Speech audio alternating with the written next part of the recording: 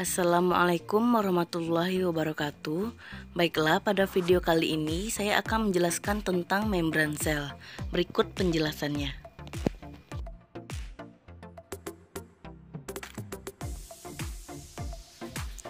Struktur dan fungsi membran plasma. Membran plasma adalah batas terluar sebuah sel. Ini terutama terdiri dari lapisan ganda molekul fosfolipid yang disatukan oleh atraksi kimia. Molekul fosfolipid ini memiliki kepala yang suka air hidrofilik polar dan dua ekor yang takut air hidrofobik non-polar. Membran terbentuk saat kepala menghadap keluar dan bagian ekor menghadap ke dalam membentuk lapisan ganda yang bertindak, dan wajah ekor berbentuk lapisan ganda berfungsi sebagai pagar, seperti yang ada di video ini.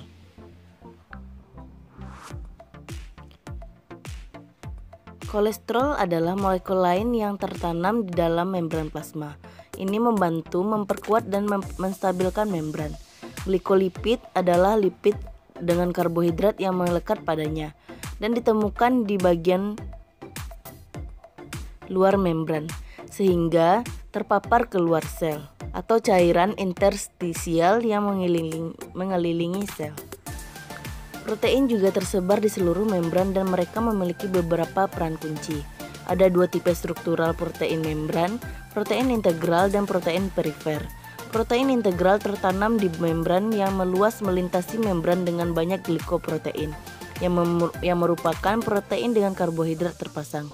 Porsi karbohidrat dari glikoprotein dan glikolipid membantu membentuk apa yang disebut glikokaliks, yang lapisan seperti gula di bagian luar permukaan sel. Protein perifer melekat pada permukaan internal atau eksternal membran dan seringkali mereka terikat pada protein integral. Protein membran ini memiliki banyak fungsi penting. Protein transportasi mengatur pergerakan zat melintasi membran. Beberapa bertindak sebagai penanda identitas untuk berkomunikasi dengan sel lain. Beberapa adalah enzim yang mengambil bagian dalam reaksi kimia. Beberapa bertindak sebagai tempat penahan, mengamankan sitoskeleton ke membran, dan beberapa merupakan bagian dari sel untuk lampiran sel. Konsep fisika pada membran sel ini yaitu gaya elektrostatika. Gaya elektrostatika ini disebabkan oleh tarik-menarik antara muatan positif dengan muatan negatif nukleotid. Karena nukleotid memiliki sifat polar sehingga memiliki kutub di setiap molekul.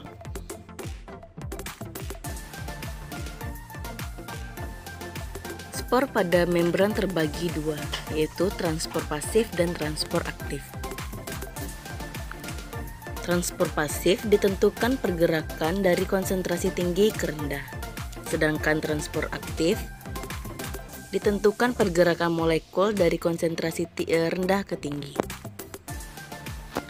Pada transpor pasif menuruni gradien konsentrasi, sedangkan pada transpor aktif di atas atau terhadap gradien konsentrasi. Pada transpor pasif tidak ada energi seluler yang dikeluarkan, sedangkan pada transpor aktif yaitu menggunakan atau energi seluler ATP yang dikeluarkan atau memerlukan energi. Contoh transpor pasif yaitu konsep difusi. Contoh yang selanjutnya yaitu konsep osmosis.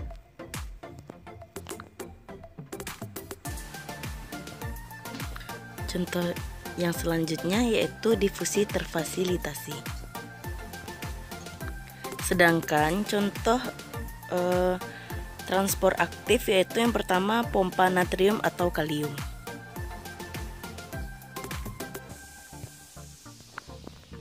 Contoh yang selanjutnya yaitu endositosis dan eksositosis.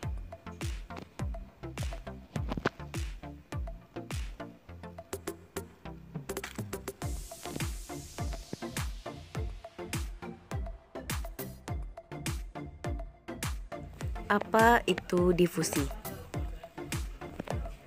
Difusi adalah proses perpindahan zat terlarut dari konsentrasi tinggi ke konsentrasi rendah.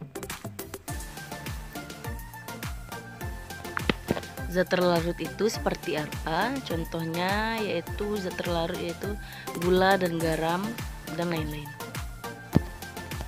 Berikut adalah gambar dari proses difusi.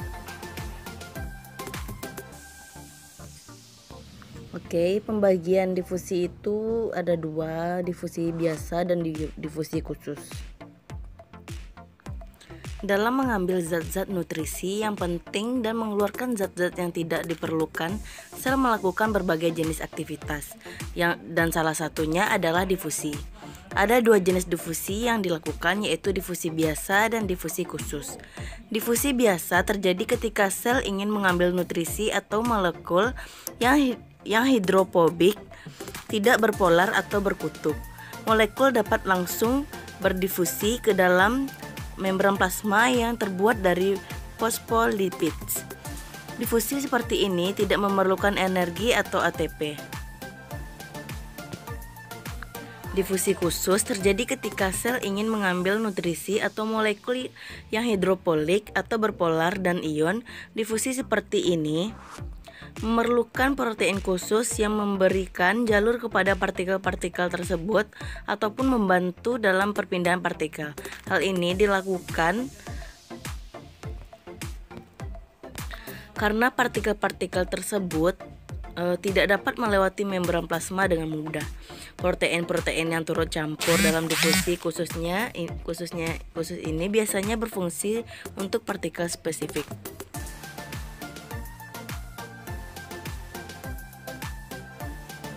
Apa itu osmosis? Osmosis adalah proses perpindahan zat pelarut dari konsentrasi pelarut air yang tinggi ke konsentrasi pelarut air yang rendah melalui membran semipermeable. Osmosis adalah proses perpindahan zat pelarut dari larutan hipotonis ke larutan hipertonis melalui membran semipermeable. Berikut adalah gambar proses osmosis. Mekanisme yang bertanggung jawab untuk mengendalikan proses osmosis umumnya telah ditampilkan sebagai proses pengenceran air dengan zat terlarut, menghasilkan konsentrasi air yang lebih rendah pada sisi konsentrasi zat terlarut yang lebih tinggi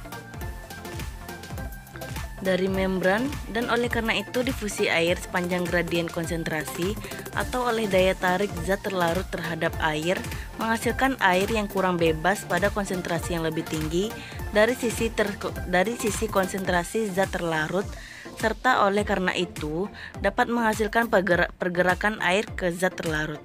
Volume transport adalah besar suatu aliran yang mengalir pada membran-membran sel, baik masuk maupun keluar membran sel.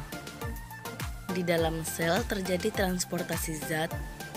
Yang pertama yaitu transport aktif, membutuhkan energi.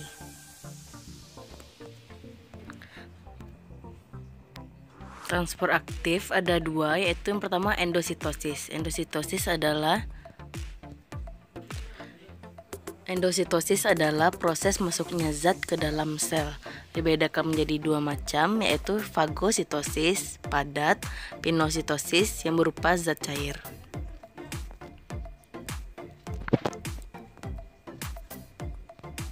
Yang kedua yaitu eksositosis, yaitu proses pengeluaran zat dari sel keluar.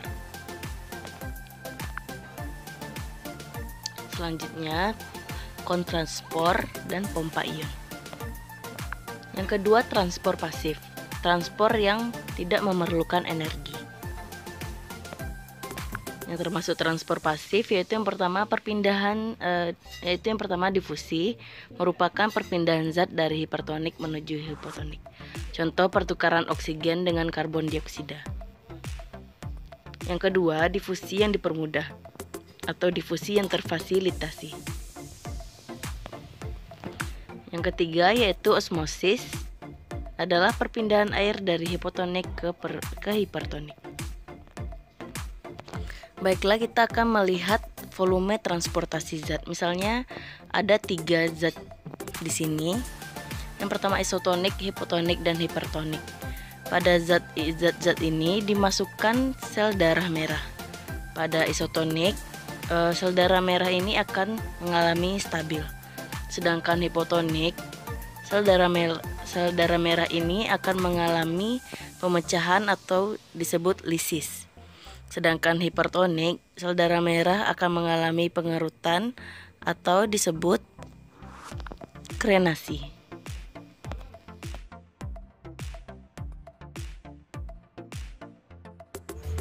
Darah menjadi kaya oksigen dengan menyerap oksigen di paru-paru. Fungsi jantung dimulai ketika darah beroksigen dibawa ke paru-paru, ke atrium kiri jantung melalui vena paru. Atrium kiri. Belok atrium kiri berkontraksi, vertikal kiri mengendur secara bersamaan. Atrium kiri mendorong darah ke vertikal kiri melalui katup satu arah.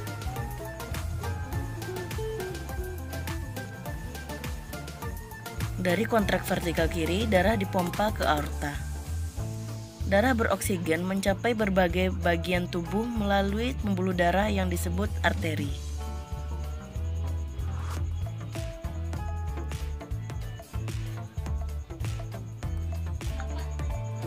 Arteri mendapatkan cabang ke kapiler yang kemudian mencapai berbagai organ tubuh. Pembuluh darah kapiler bercampur menginformasikan pembuluh darah yang lebih tebal yang disebut pembuluh darah vena, membawa darah berdeoksigenasi ke jantung pembuluh darah yang membawa darah terdeoksigenasi ke jantung yang dikenal sebagai vena cava.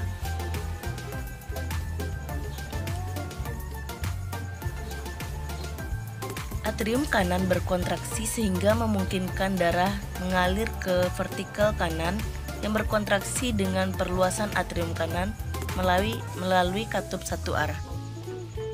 Vertikal kanan berkontraksi mendorong darah ke arteri pulmonalis.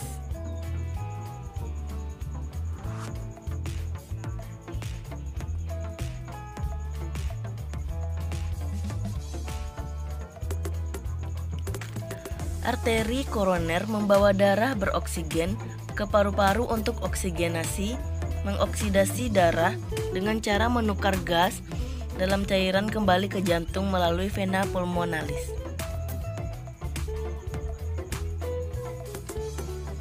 Dan mulailah siklus peredaran darah dari awal lagi.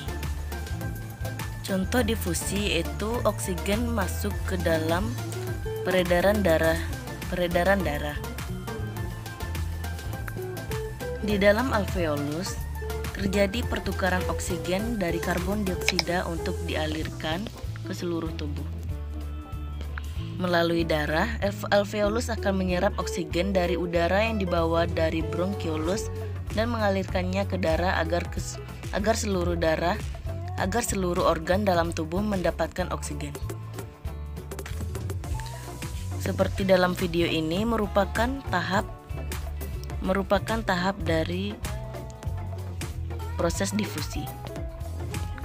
Zat penting yang selanjutnya yang dibawa oleh darah yaitu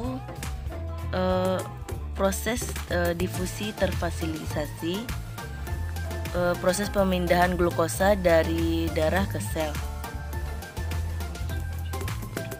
Difusi difasilitasi merupakan jenis difusi yang terjadi akibat bantuan protein transport yang terdapat di dalam membran sel. Protein integral ini memiliki saluran hidrofolik melintasi membran yang bersifat selektif untuk zat terlarut tertentu. Mekanisme transportasi glukosa sehingga bisa diserap ke dalam sel dapat dijabarkan pada penjelasan sebagai berikut ini.